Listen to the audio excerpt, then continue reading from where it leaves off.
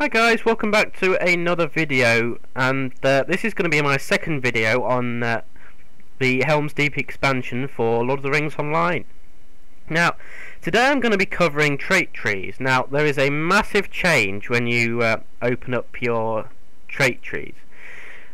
Race traits and virtue traits are virtually unchanged. Legendary traits are completely gone.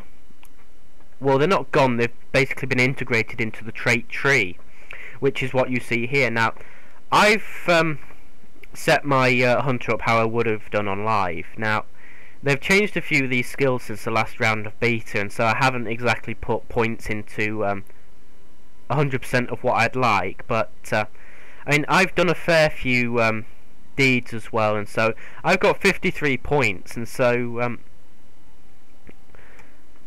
I've spent them as best as I could. Now, what happens is you have to well, I'll start on the new one and I'll go through entirely the process.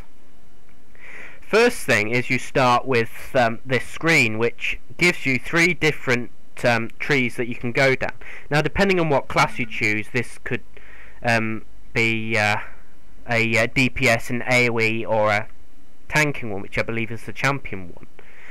And there could be various different other ones, but for a hunter, these are the ones that you'll see now. I'll just create an almost duplicate of what I had before, so I'll choose Spec 2. Now, the thing that you've got to note about trait trees is, for your the spec that you choose, all of the skills will cost 1 point. So that can have a maximum of 2 points in it, that will have a maximum of 5 points in it, and that will have a maximum of 10 points in. For your other trees, so for me here it would be the blue and the yellow one, you have to put 2 points in.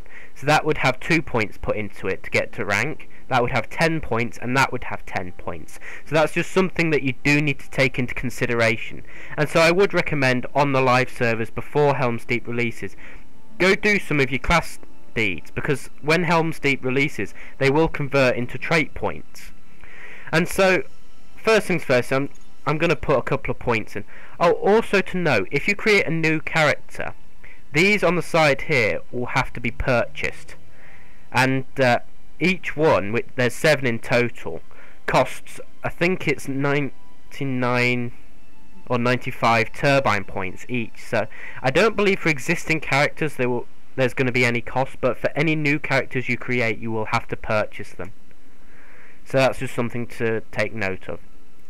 And so, as you put more points into the lower level ones, the higher level ones will unlock. So, as you can see there, you need 3 more ranks in other traits in the Bowmaster branch. 7 out of 10. So, I need a few more in here. So, 4, 5. I always like my press onward skills, so put sort of like train to that. And as you can see, the more points I put in, the more of these I unlock, and I believe that works for any tree. So if you decide to go entirely down the yellow one while having the red one equipped, you'll still get all of these. So you can see that there. Fast draw. On each quick shot use, I don't really use quick shot that much, so I'm going to skip that. On every harmful skill, on critical hit, let's put point into that. Swift and true, swift bow damage. That's nice.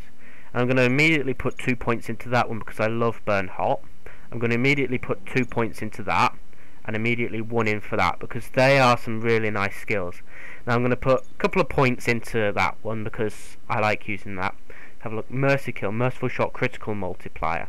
Not important. Induction bow damage. I'm not exactly sure what that does, so I'll leave it now.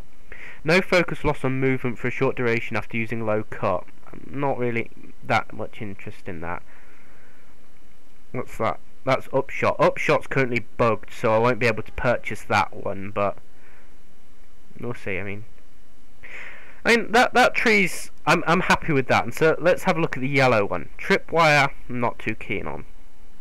Damage over time, that's quite nice. So I'm going to put a couple of points into that, which means that I can unlock some of these. Now that one's physical and tactical mitt, so trap cooldowns not interested that much, so I'll put some into Explosive Arrow, and that's a rather nice skill. I need 4 more points in this tree, which counts for 8 points. I mean, I won't be able to get entirely all of that because I'll need 10 points plus 8 points, which is 18. But, to be honest, you will get more points as you go up to 95, and so I will be able to get that. It won't be much, but you'll get more points for doing class deeds and stuff like that as well. So, you can approximately go sort of like down the majority of one line and a little bit on another without going sort of like, if you went for sort of like even across all trees, you probably only sort of like get to the second or third tier. So it's best to specialise, which is probably why trait trees were implemented. So I need to put a point in somewhere. I'll put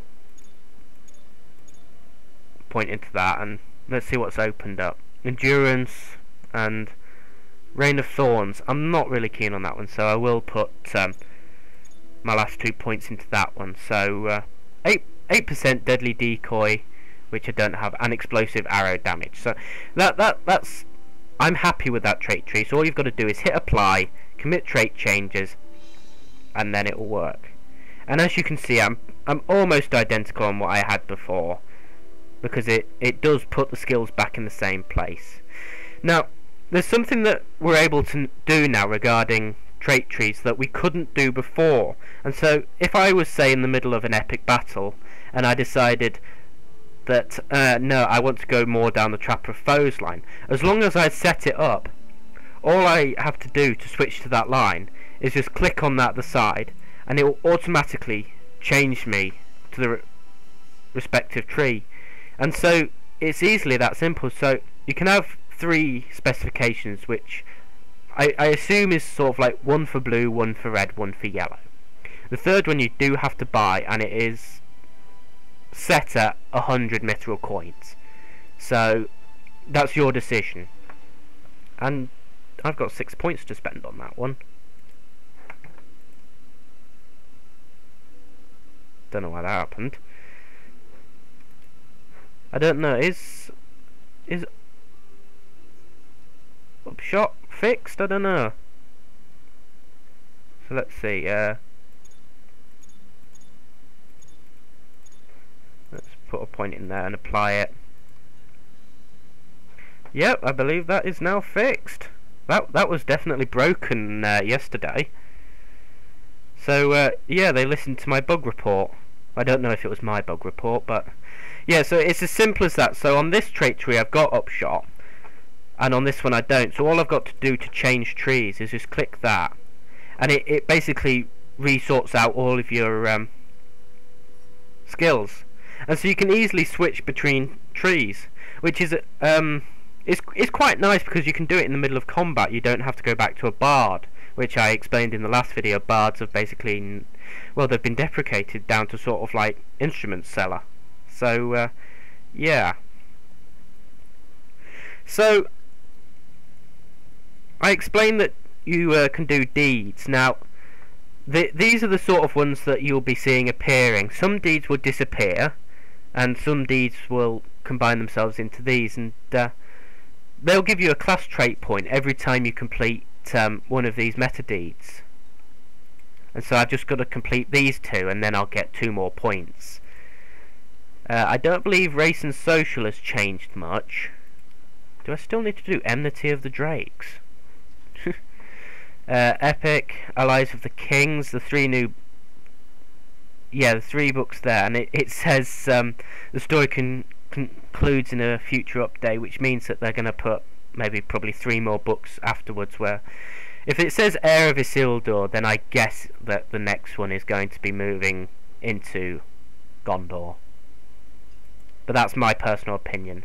And yeah, so I think that it's only class deeds that give you more trait points. I don't think that anything else will give you them. So I can get a maximum of 2 more points by the look of it. And then going up to 90, 95, I'll probably...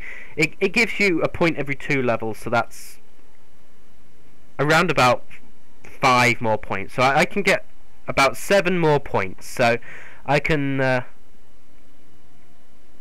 put pretty much all of them into that, and put another point into, say, one of these, or maybe one of those two. So yeah. Yeah, that used to be one of the old Hunter Legendaries. I believe there's now one in each tree from the old set, or one or two. So that was one of the ones that I originally had in. I had Cool Burning, which has been combined into the Burn Hot skill, and I believe there's one down here that is equivalent to that. So yeah. Searching. Oh, that's neat. Didn't realise you could do that. So yeah, like I said, race traits and virtue traits are pretty much the same. As you can see, my virtues are awful. I apologise, but that's that. I don't think there's much more to cover regarding how trait trees work, but the best thing to do is, once it goes live, spend a little bit of time sort of like having a look at all of the skills that you're going to be getting. Sort of like work out how many points you have, how many points you could you potentially will need to get to a certain point, and so you can then sort of like work out how many you need. And I mean, you can always sort of like, while you're working things out, you can sort of like right click on them and remove points. I don't believe once they're set you can, but